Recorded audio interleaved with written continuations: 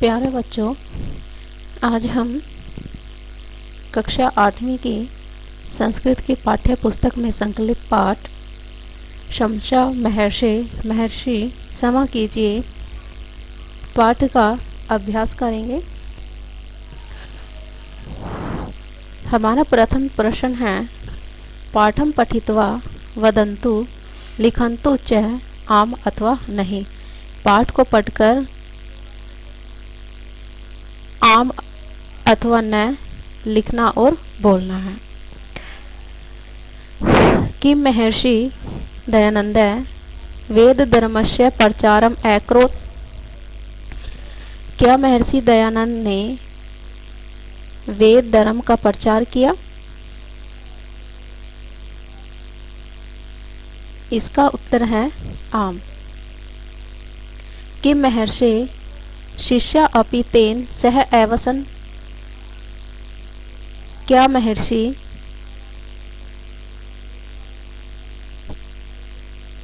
के शिष्य भी उनके साथ रहते थे? आम। किम महर्षि दयानंद क्रुधयति स्म। क्या महर्षि दयानंद क्रोधित थे? नहीं थे। तो इसका उत्तर होगा नहीं। कि महर्षि दयानंद मिष्टान्नम प्रेषितवान। क्या महर्षि दयानंद ने मिठाइयाँ भेजी? नहीं, उन्होंने फल भेजे थे। तो इसका उत्तर होगा नहीं। किम अन्ते शिष्या विस्मिता अभवन्। क्या अंत में शिष्य हैरान थे क्योंकि वह असहिष्णु व्यक्ति सरल बन गया था और महर्षि के स्वभाव से सभी शिष्य हैरान थे। तो इसका उत्तर होगा आम। किम यात्री अन्ते लज्जित अभवत्। क्या यात्री अंत में लज्जित था? आम। हमारा द्वितीय प्रश्न है, मंजूषायां प्रदत्तै अव्ययपदै रिक्त स्थानानि पूरयन्तु। अव्यय पदों के द्वारा रिक्त स्थानों को पूरा करना है। महर्षि भारते अभ्रमत्। महर्षि भारत में घूमे। कितने? सर्वत्र। महर्षि भारते सर्वत्र अभ्रमत्। महर्षि दयानंद अतीव सीमाशील आसीत्। महर्षि दयानंद बहुत क्षमाशील थे। स काशी नगरे गंगाया तटे अतिष्ठत्। एकदा स काशी नगरे गंगाया तटे अतिष्ठत्। तत्र समीपम। समीप ही के लिए प्रयोग किया जाता है एव का। तत्र समीपम एव एक है यात्री अपि अतिष्ठत्। एकदा एक है जन प्रचुराणि फलानि तत्र आनयत्। एक बार एक व्यक्ति अधिक फल वहाँ लाया। हमारा तृतीय प्रश्न है, मंजूषायाः उचितं विपरीत पदम चित्वा लिखन्तु। विपरीत पद चुनकर लिखना है।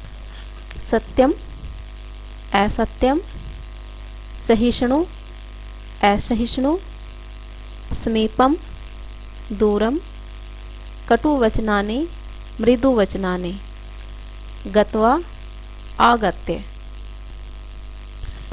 चतुर्थ प्रश्न है, एतेषां प्रश्नानाम् उत्तराणि एक पदेन वदन्तु लिखन्तु च। इन प्रश्नों का उत्तर एक पद में लिखना है। महर्षि दयानंद कस्याः तटे अतिष्ठत्। जैसे हमने पाठ पढ़ा है, महर्षि दयानंद किसके तट पर ठहरे थे? गंगाया, गंगा के तट पर ठहरे थे। तो कस्या के स्थान पर लिखेंगे गंगायाः। अन्य अस्मिन् कुटीरे कः वसति सम। एक अन्य कुटिया में कौन रहता था।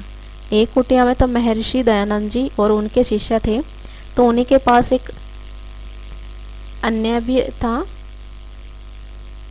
तो इसका आंसर हो कह के स्थान पर एक है यात्री।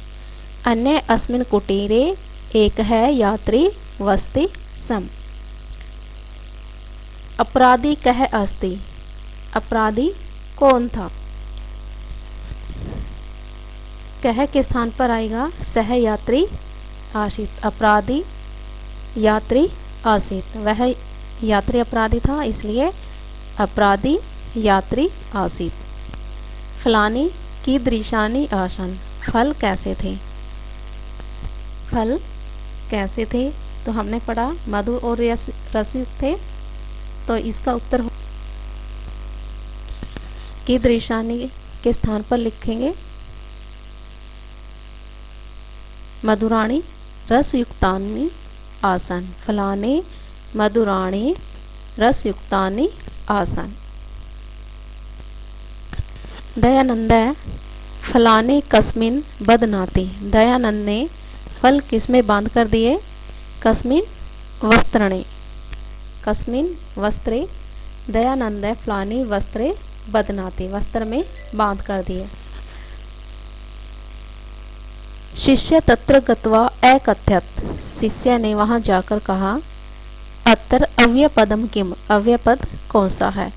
अव्यय अर्थात अविकारी शब्द जिसमें लिंग, वचन, काल, कारक, वचन आदि के कारण कोई परिवर्तन न हो,